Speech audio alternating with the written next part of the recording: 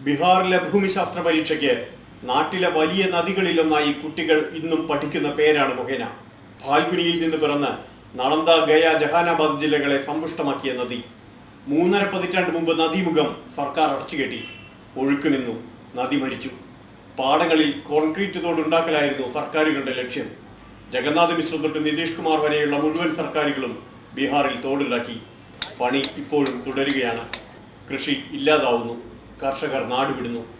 നാട്ടിൽ അക്രമങ്ങൾ പെരുകാനും ദുരിതം വർദ്ധിക്കാനും ഇത് വഴിയൊരുക്കിയെന്ന് मोहाने ननाये संघर्ष आंदोलन प्रवर्तक व्यक्तमाकुनु। पानी का अभाव में यहाँ का लोग हैं जो किसान के साथ साथ मजदूर भी मरते हैं, क्योंकि किसान लोग को अगर नहीं होता है तो मजदूर कहाँ से खाएगा।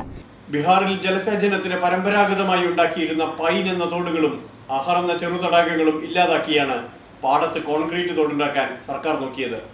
ഗംഗാതടത്തിന്റെ സമൃദ്ധി പാഴായത് മാത്രം നേട്ടം.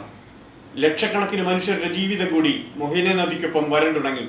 നദീമുഖത്ത് കെട്ടിയ ബണ്ട് പൊളിക്കാനുള്ള സമരത്തിന് 4.5 കൊല്ലം മുമ്പ് നിതീഷ് കുമാറും സുശീൽ കുമാർ മോഡിയും നേതൃത്വം നൽകിയെന്ന് കൂടി അറിയുമ്പോഴേ ബീഹാർ എത്തി നിൽക്കുന്ന വികസന പ്രതിസന്ധിയുടെ രാഷ്ട്രീയം പ്രകടമാകും.